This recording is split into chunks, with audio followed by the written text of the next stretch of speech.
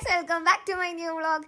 ഞാനില്ലേ കുറേ പ്രാവശ്യം ട്രെയിനിൽ പോയിട്ടെങ്കിലും ഇതുപോലത്തെ ഒരു ട്രെയിൻ യാത്ര എൻ്റെ ലൈഫിൽ ആദ്യമായിട്ടാണ്. കാലൊന്ന് നീട്ടാൻ പോയിട്ട് നിവരാൻ പോലും ആ ട്രെയിനിൽ സ്ഥലം ഉണ്ടായിട്ടില്ല. സംഭവം നമ്മളൊന്ന് പെട്ടെന്ന് തീരുമാനിച്ച് നാട്ടിലേക്ക് പോകുന്നതാണ്. ശ്രീന്റെ കസിൻ ബ്രദറിന്റെ കല്യാണമാണ്. അപ്പൊ ലീവും കാര്യങ്ങളെല്ലാം സീനായതുകൊണ്ട് പോണോ വേണ്ടിയോ എന്ന് കുറെ ആലോചിച്ചിട്ട് പെട്ടെന്നാണ് നമ്മൾ തീരുമാനം എടുത്തത്. അതുകൊണ്ട് തന്നെ ബസ്സിൽ ടിക്കറ്റ് ഇല്ല, ട്രെയിനിൽ ടിക്കറ്റ് ഇല്ല. അവസാനം ജനറലിൽ ഓടി കയറിയ സേലം വഴി വന്നതുകൊണ്ട് കണ്ണൂരാണ് നമ്മൾ ഇറങ്ങിയത്. ഇനി കല്യാണം എവിടെയാന്ന് കേൾക്കണ്ടേ? മംഗലാപുരം. ഇനി നമ്മൾ കണ്ണൂർ ഇറങ്ങി മംഗലാപുരം വരെ പോകണം. ഇതാണ് കേട്ടോ ഓഡിറ്റോറിയം.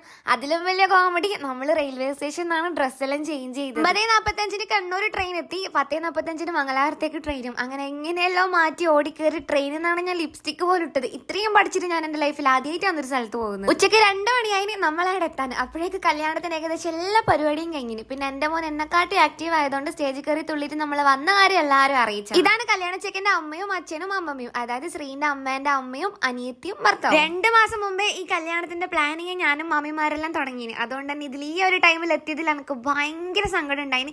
ഞാൻ സാരിയും ബ്ലൗസും എല്ലാം സെറ്റാക്കി വെച്ചിട്ട് പിന്നെ റെയിൽവേ സ്റ്റേഷനിൽ നിന്നല്ലേ മാറ്റിയത്.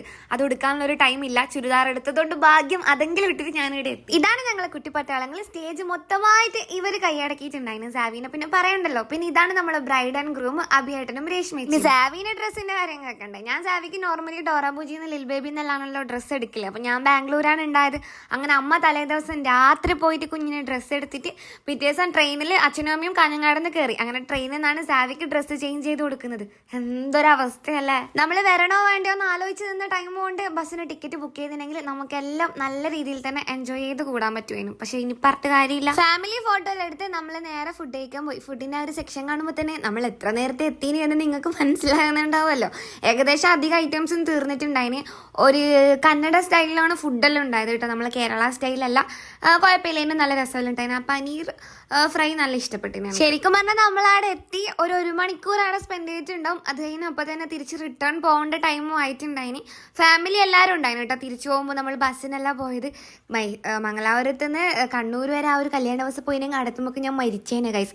അതുകൊണ്ട് നമ്മളെല്ലാവരും ട്രെയിനിനാണ് തിരിച്ചു പോയത് കണ്ണൂരേക്ക്. തിരിച്ചു പോകുമ്പോൾ നല്ല രസം ഉണ്ടായിന്. എല്ലാവരും ഉണ്ടായിന്. മാമിമാരും അമ്മയും ശ്രീൻ്റെ ഏട്ടനും മാമന്മാരും അങ്ങനെ എല്ലാവരും പിള്ളേരെല്ലാം കൂടി ഉണ്ടായിട്ട് നല്ല രസം ഉണ്ടായിന്. സത്യം പറഞ്ഞാൽ ശ്രീൻ്റെ ഫാമിലീൻ്റെ ഒപ്പം ഒരു ഫംഗ്ഷനൊന്നും എനിക്ക് ഇതുവരെ അങ്ങനെ ഭയങ്കരമായിട്ട് കൂടാനൊന്നും പറ്റിയിട്ടില്ല. എനിക്ക് എപ്പോഴും എന്തെങ്കിലും ആവശ്യങ്ങൾ ഉണ്ടാവാൻ പറ്റില്ല. ഇതാണെങ്കിലോ ഇങ്ങനെയോ. എല്ലാവരും നല്ല ടയേർഡായിരുന്നു കേട്ടോ. ശ്രീയെല്ലാം ഒന്നാമത് ട്രെയിനിൽ നിലത്തിരുന്നിട്ടല്ലേ വന്നത് ബാംഗ്ലൂരിൽ നിന്ന് ഇങ്ങോട്ട് വരുമ്പോൾ. അതുകൊണ്ട് തന്നെ തീരെ ഉറങ്ങിയിട്ടുണ്ടായിട്ടില്ല. അങ്ങനെ സാവിയും ശ്രീയും എല്ലാ ചോട്ടാസും സൈഡായിട്ടുണ്ടായിന്. ഇതാണ് കല്യാണ വീട്, ആൻറ്റീൻ്റെ വീട് കേട്ടോ. അങ്ങനെ കല്യാണ ചെക്കനെയും പെണ്ണിനെയും വെയിറ്റ് ചെയ്ത് നിൽക്കലാന്ന് എല്ലാവരും. പിന്നെ ആ ചെക്കനും പെണ്ണ് വരുന്ന സമയത്ത് പടക്കം പൊട്ടുന്നുണ്ടായിന്.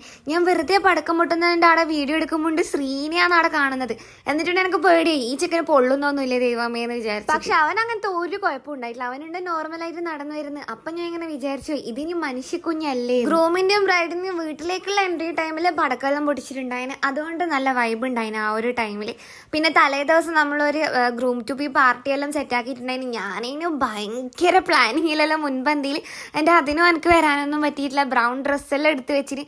പക്ഷെ അതിനും ഞാൻ ഉണ്ടായിട്ടില്ല ഗൈസ്. കുറച്ച് ലേറ്റ് ആയിനെങ്കിലും കുറച്ച് കഷ്ടപ്പെട്ടിനെങ്കിലും കല്യാണത്തിന് നമ്മൾ എത്തിയെന്നല്ലോ എന്നുള്ളതാണ് എൻ്റെ ആകെ ഒരു സമാധാനം. തീരെ എത്താൻ പറ്റിയിട്ടില്ലെങ്കിൽ അതെനിക്ക് ഭയങ്കര വലിയ റിഗ്രറ്റ് ആയി പോയത്. ഇതുപോലത്തെ മൊമെന്റ്സ് എല്ലാം ഒരിക്കലല്ലേ, അതിന് പിന്നെ കിട്ടുമൊന്നുമില്ലല്ലോ. ഇനിയിപ്പോ ശ്രീന്റെ അനിയത്തിന്റെ കല്യാണം വരണം, ഇതുപോലെ എല്ലാരും കൂടി ഒന്ന് ഒന്നിച്ചുണ്ടാവാം. പിന്നെ ഞാൻ രാത്രി വേറെ ഡ്രസ്സ് ചേഞ്ച് ചെയ്യാനൊന്നും നിന്നിട്ടില്ല കേട്ടോ. ഞാൻ ഇട്ട ചുരിദാറിനെ ഇട്ടിട്ട് നിൽക്കുക ചെയ്തത്. ഇത് ശ്രീന്റെ ഏട്ടനാണ്. ഏട്ടൻ എന്നോട് ഡാൻസ് കളിക്കാൻ വേണ്ടി എന്നെ പ്രോത്സാഹിപ്പിക്കുന്നത്. അങ്ങനെ ഏട്ടൻ എന്നെ ഡാൻസ് കളിക്കാൻ വേണ്ടി വിളിച്ചത് കേട്ടിട്ട് എന്റെ മോൻ പോയിട്ട് അവിടെ നിന്ന് തുള്ളാൻ തുടങ്ങി. അമ്മക്ക് പകരം ഞാൻ കളിച്ചോളാന്നുള്ളൊരു രീതിയിൽ. ട്രാവൽ ചെയ്തിട്ട് സാവി നല്ല ടയേർഡ് ആയിരിക്കുന്ന ഞാൻ വിചാരിച്ചത്. പക്ഷെ അവന് വലിയ കുഴപ്പമൊന്നും ഉണ്ടായിട്ടില്ല കേട്ടോ. അവനവിടെ ഭയങ്കര ആക്റ്റീവ് ആയിരുന്നു. ഫുൾ ടൈം നിന്ന് ഡാൻസ് കളിക്കുന്നുണ്ടായിരുന്നു.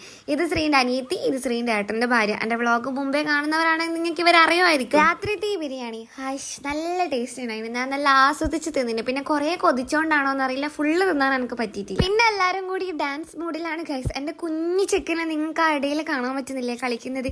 ഇവൻ എഴുതുന്നത് ഇത്രമാത്രം എനർജി എന്ന് എനിക്ക് അറിയൂല. ഞാൻ ഓവർ ആക്റ്റീവ് ആണല്ലോ, അതായിരിക്കാം അവനും ഇങ്ങനെ ഓവർ ആക്റ്റീവ് അച്ചീവ് ആവുന്നത്. പിന്നെ എനക്കാണെങ്കിൽ നല്ലോണം ഡാൻസ് കളിക്കാനൊന്നും കഴിയുന്നുണ്ടായിട്ടില്ല. നല്ല ടയർഡ് എന്ന് പറഞ്ഞാൽ നല്ല ടയർഡായിരുന്നു. അന്നത്തെ ആ ഒരു ഡാൻസും പാട്ടും പരിപാടിയെല്ലാം കഴിഞ്ഞിട്ട് ലേറ്റ് ആയിന് നമ്മൾ തിരിച്ച് വീട്ടിലേക്ക് എത്താൻ വേണ്ടി. ശ്രീവമ്മയെല്ലാം നല്ല ലേറ്റ് ആയിന് ഫുഡ് കഴിക്കാൻ വേണ്ടിയിട്ട് തന്നെ. അങ്ങനെ പിറ്റേ ദിവസം രാവിലെ അല്ല ഒരു ഉച്ച സമയമായപ്പോൾ നമ്മൾ മാമന്റെ വീട്ടിലേക്ക് വന്ന്. ഈ നിൽക്കുന്നതാണ് ഇളയ മാമി, ആ ഇരിക്കുന്നത് മൂത്ത മാമി. ഞാൻ എൻ്റെ മാമിമാരെ ഇതിന് മുമ്പേ അങ്ങനെ കാര്യമായിട്ട് പരിചയപ്പെടുത്തിയിട്ടില്ലാന്ന് തോന്നുന്നു.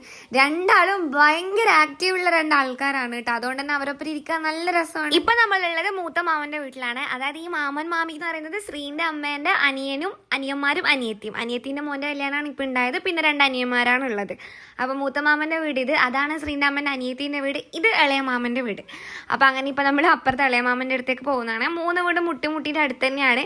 അതിന്റെ ഇടയിൽ മാമി ഇത് മാമീന്റെ സ്ഥലം കൊടുക്കുന്നതാണ്. അപ്പൊ അതിന്റെ പ്രൊമോഷൻ ഇത് കൊടുക്കാനുള്ളതാണ്. ആർക്കെങ്കിലും വേണമെങ്കിലും പറയണം എന്നിട്ട് ഇടയിലേക്കൂടി പ്രൊമോഷൻ നടത്തി വരാൻ എനിക്ക് ഇഷ്ടമാണ് കേട്ടോ. പിന്നെ ഏച്ചി ഉണ്ടാകുന്ന സമയത്ത് നല്ല രസമാണ്. കാരണം പിള്ളേരുണ്ടാകുമ്പോൾ സാവിക്ക് കളിക്കാൻ കുറേ ആൾക്കാരുണ്ടല്ലോ. പിന്നെ ഇവർക്ക് നാഗത്തിന്റെ ഒരു അമ്പലം തറവാട് പോലെയുണ്ട്. അതാണ് ഇതാ കാണുന്നത്. ഇന്ന് വൈകുന്നേരം നമുക്കിനി ബാംഗ്ലൂരേക്കും പോകണോ?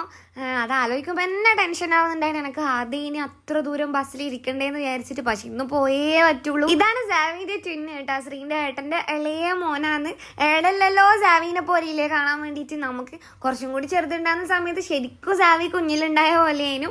പിന്നെ ഇത് 2ാമത്തെ മോളാണ് ശ്രീനിക. ഇവരെല്ലാം നിങ്ങൾ കണ്ടിട്ടുണ്ടാവും എന്റെ വ്ളോഗിന് മുമ്പ്. വരൂ ഗൈസ്, ഇനി നമുക്ക് ഹർഷമാമീന്റെ ഹോം ടൂർ കാണാം. അഭിനയിക്കുന്നതാണ് എന്ന് കണ്ടാ പറയുകേ ഇല്ലല്ലോ അല്ലേ. മാമിമാര് 2ആളും നല്ല ആക്റ്റീവ് ആണ് കേട്ടോ. ഹർഷമാമിനോട് തന്നെ വാ നീ ഹോം ടൂർ എടുക്കുന്ന പോലെ എടുക്കാം.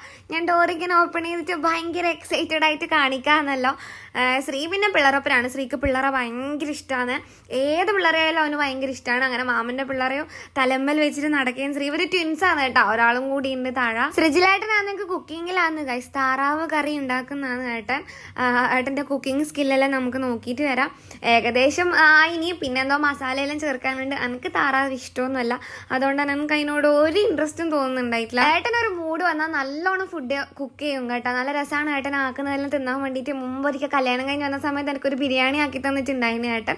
അങ്ങനെ ഏട്ടനൊരു ഇഷ്ടം വന്നതിൽ ഏട്ടൻ നല്ല രീതിയിൽ കുക്കെല്ലാം ചെയ്യും. എനിക്ക് ചെടികൾ വെക്കാനെല്ലാം ഭയങ്കര ഇഷ്ടമാണ്. അതുപോലെ ഹർഷമാമിയും ധന്യമാമിയും 2ആളും ചെടീൻ്റെ കാര്യത്തിൽ നല്ല ഇതാണ് കേട്ടോ. കുറേ ചെടിയെല്ലാം ഉണ്ടായിരുന്നു വീട്ടിൻ്റെ മുന്നിൽ. അങ്ങനെ കുറേ നല്ല രസമല്ലേ ചെടിയെല്ലാം അങ്ങനെ വീടിൻ്റെ മുന്നിൽ വെച്ചിട്ട് കാണാൻ വേണ്ടിയിട്ട്. എനിക്ക് ഇതെല്ലാം കാണാൻ ഇഷ്ടമാണെങ്കിലും ഇതിനകത്ത് വെള്ളം ഒഴിക്കലും അതെല്ലാം എനിക്ക് ഭയങ്കര മെനക്കെട മടിയാവും എനിക്ക്. പിന്നെ ഞാനും മാമിമാരും ഇതിൻ്റെ കുറേ ഗോസിപ്പ് കഥകളെല്ലാം നമ്മളിങ്ങനെ പറഞ്ഞ് ഏച്ചിയാണെങ്കിൽ അടുക്കളയിൽ ഏട്ടനെ ഹെൽപ്പ് ചെയ്യുന്നുണ്ടായതാണ് കേട്ടോ. പിന്നെ നമ്മൾ റീൽസ് എടുക്കാനൊരു പ്ലാൻ ഉണ്ടായിന്. ഏതാന്ന് മറ്റേ അത് നക്ഷത്രപുരത്തെ ആ ഒരു മൂവിയിലത്തെ ഡയലോഗില്ലേ, ഹായ് നമ്മൾ സിസ്റ്റേഴ്സ് എന്നെല്ലാം പറയുന്നത്, അതെടുക്കാൻ പ്ലാനാക്കി. ഇത് ഞാനും മാമി ഒരു റിഹേഴ്സൽ എടുത്തതായിരുന്നു. അത് കഴിഞ്ഞിട്ട് 4ആൾക്ക് ഒന്നിച്ച് നിന്നിട്ട് ശ്രീകൃഷ്ണപുരത്തെ നക്ഷത്രത്തിളക്കം ആ സിനിമയിലത്തെ അങ്ങനെ റീൽസ് എടുക്കാൻ പറഞ്ഞിട്ട് അത് നമ്മൾ പ്ലാനാക്കി ബമ്പം പ്ലാനിങ് ആയിരുന്നു കേട്ടോ. ഇങ്ങനെ അഭിനയിക്കണം, ഓരോരാളെ ഡയലോഗെല്ലാം ഓരോരാൾ പഠിച്ച് സെറ്റായിക്കൊണ്ടിരിക്കലേനും. പെട്ടെന്ന് മൂത്ത മാമീനെ കാണാണ്ടായേ. നമ്മളാടെ ഇങ്ങനെ പഠിച്ചുകൊണ്ടിരിക്കലേനും ഡയലോഗും കാര്യങ്ങളെല്ലാം. പെട്ടെന്ന് ധന്യമാമീനെ കാണുന്നില്ല. നോക്കുമ്പോഴേക്ക് ഒരാളുണ്ട് പോയിട്ട് കാതിലെല്ലാം ഇടാൻ വേണ്ടിയിട്ട് സുന്ദരിയാവാൻ പോയിന്. അതായത് നമ്മളെല്ലാവരും ലിപ്സ്റ്റിക്കെല്ലാം ഇട്ട് സെറ്റായല്ലോ. അപ്പം മൂപ്പര് കാതിലെല്ലാം ഇട്ട് സുന്ദരിയാവാൻ വേണ്ടിയിട്ട് പോയിട്ട് റീൽസ് എടുക്കാൻ വേണ്ടിയിട്ട് മുടിയെല്ലാം അയച്ച് കാതിലെല്ലാം ഇട്ട് പൊട്ടെല്ലാം തൊട്ട് സെറ്റായിട്ട് വന്നിനി. ഇത്രയോ റെഡി ആയിട്ട് നമ്മളിനി റീൽസ് എടുത്തോ? അതുമില്ല. നമ്മൾ കുറച്ച് ഫോട്ടോസ് എടുത്ത് അപ്പളേക്ക് ഏട്ടൻ കറി ടേസ്റ്റ് ചെയ്യാൻ കൊണ്ടുതന്ന്. കറിയെല്ലാം നല്ല ടേസ്റ്റ് ഉണ്ടായിരുന്നു കേട്ടോ. എന്നിട്ട് നമ്മൾ അതിലെ എന്തെല്ലോ കഥ പറഞ്ഞ് നമ്മൾ റീൽസിന്റെ കാര്യം മറന്നുപോയി. അതിൻ്റെ ഇടയിൽ ഏച്ചി മോൻ കരഞ്ഞിട്ട് അവനെ ഉറക്കാൻ വേണ്ടിയിട്ട് ജിഷ്ണേച്ചി പോയി. അങ്ങനെ ഞാനും മാമിയും വെറുതെ റിഹേഴ്സലിനെടുത്ത് ആ ഒരൊറ്റ റീലേക്കായിസ് ഉള്ളൂ. ബാക്കി കുറച്ച് ഫോട്ടോസ് മാത്രമേ നമ്മൾ എടുത്തിട്ടുള്ളൂ. ഇതാണ് ഏട്ടൻ്റെ കറി. നല്ല ടേസ്റ്റ് ഉണ്ടായിരുന്നു, നല്ല മണം ഉണ്ടായിരുന്നു കേട്ടോ. അങ്ങനെ നമ്മൾ ആടെ ഇറങ്ങി നേരെ വീട്ടിൽ പോയി. പിന്നെ എനിക്ക് വീഡിയോ ഒന്നും എടുക്കാൻ ചാർജ് ഉണ്ടായിട്ടില്ല. എൻ്റെ ഫോണിൽ തീരെ ചാർജ് ഉണ്ടായിട്ടില്ല. വീട്ടിൽ നിന്ന് അച്ഛൻ്റെ അമ്മേൻ്റെ ഒന്നും എടുക്കാൻ ചാർജ് ഉണ്ടായിട്ടില്ല. അങ്ങനെ നമ്മൾ വേഗം വീട്ടിൽ നിന്ന് ഇറങ്ങിയിട്ട് റിട്ടേൺ ബാംഗ്ലൂരേക്ക് തന്നെ പോകുന്നതാണ് ഗൈസ്. തിരിച്ച് നമ്മൾ ബസ്സിലാണ് ടിക്കറ്റ് ബുക്ക് ചെയ്തത്. ട്രെയിനിലെ അവസ്ഥ നമ്മൾ വരുമ്പം കണ്ടതാണല്ലോ. അതുകൊണ്ട് തിരിച്ച് ബസ്സിൽ പോകാമെന്ന് വിചാരിച്ച്. അമ്മൂച്ചി ഉണ്ടായിരുന്നു കേട്ടോ. അമ്മൂച്ചി നമ്മളൊപ്പം തന്നെയാണ് വന്നത്. തിരിച്ചും നമ്മൾ ഒന്നിച്ച് തന്നെയാണ് ബസ്സിൽ ടിക്കറ്റും ബുക്ക് ചെയ്തിട്ടുണ്ടായത്. ബസ്സാണെങ്കിൽ നമുക്ക് ബാക്കിലാണ് സീറ്റ് കിട്ടിയത്. അത് ഒടുക്കത്തെ കുലുക്കം ഉണ്ടായിന്. AC അല്ല, ഫാനാണ് ഉണ്ടായത്.